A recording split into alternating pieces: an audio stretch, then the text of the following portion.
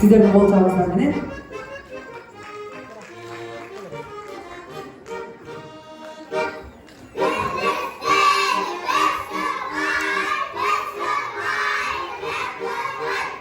Oraya zamanında.